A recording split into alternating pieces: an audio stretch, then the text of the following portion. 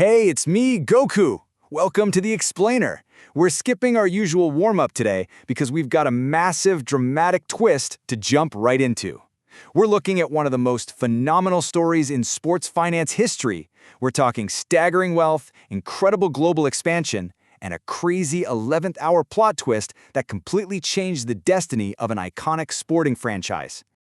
Okay, let's dive straight into this. $1.65 billion. Man, that is a jaw-dropping number. That's the enterprise value just placed on the Rajasthan Royals in a brand new definitive acquisition agreement. We're talking about a monumental deal that not only redefines the whole financial landscape of Indian cricket, but sets an astonishing new benchmark globally. This isn't just about bat and ball anymore, guys. This is about absolute premium global asset valuation. To truly understand how heavy this is, look at the recent private market reports, including data from the Chrysum newsletter from March 2026. We're witnessing an unprecedented financial surge in the IPL ecosystem. Just a couple of months prior, the Royal Challengers Bengaluru were acquired by a consortium for a record $1.78 billion. And now, the Rajasthan Royals are commanding a $1.65 billion valuation. The financial gravity in this league is literally pulling in the biggest institutional players on the planet.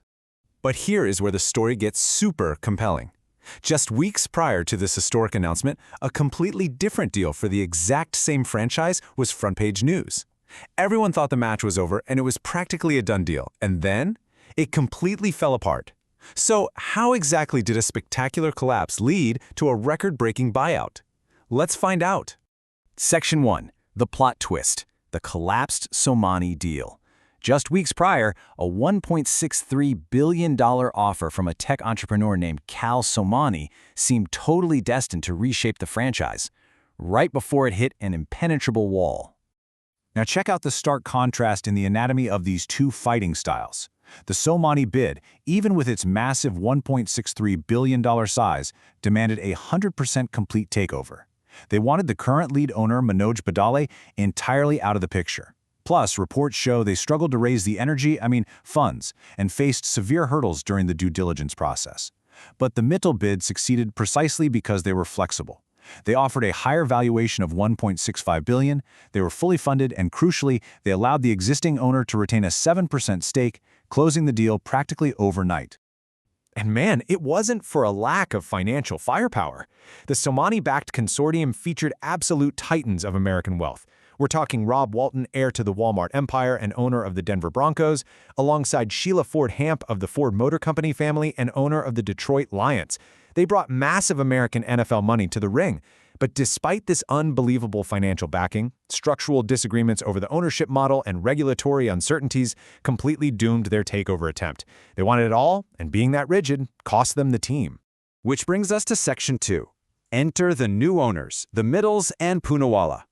With the Somani deal knocked out, the door swung wide open for the ultimate white knights of the corporate world to step in and save the day. This deal goes way beyond mere numbers.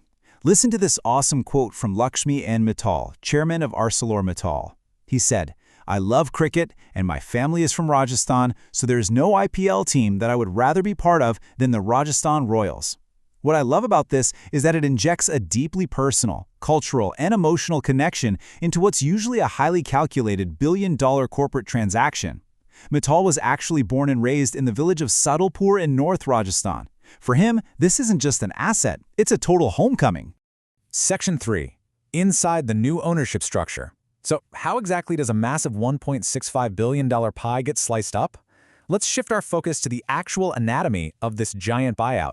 So, the crucial point here is this highly strategic distribution of equity. It's a remarkably clean split.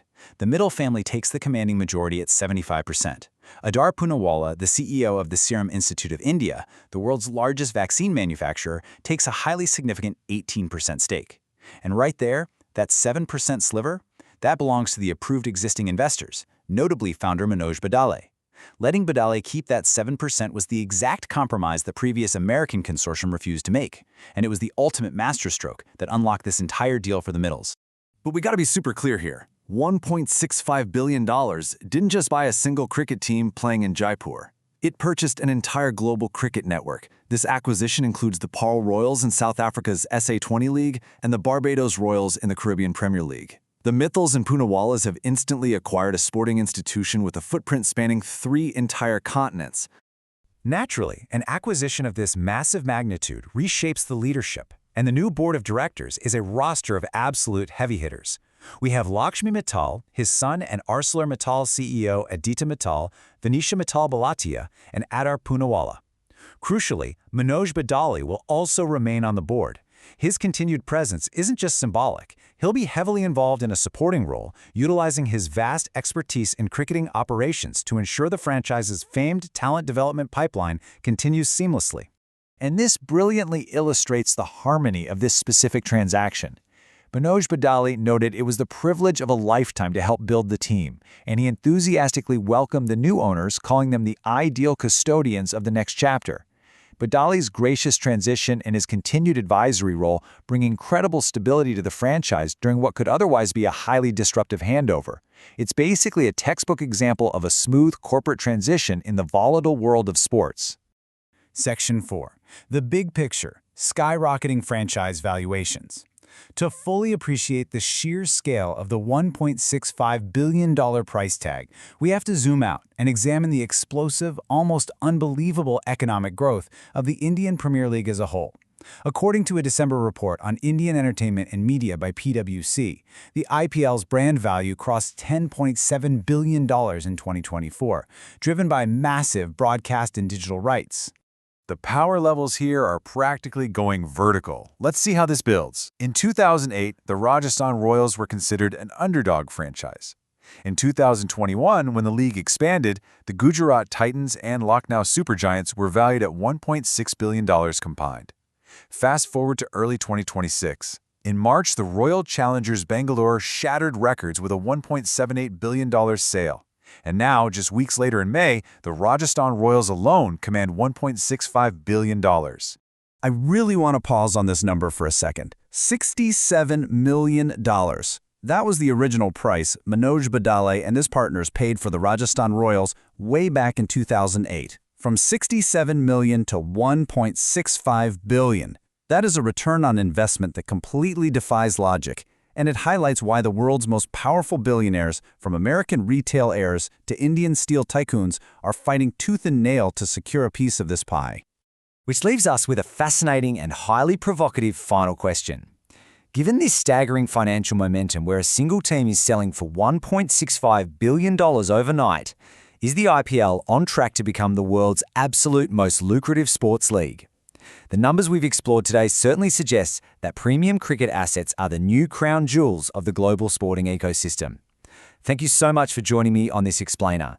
Keep your eyes on the business of sports because the game has clearly changed forever. Catch you next time.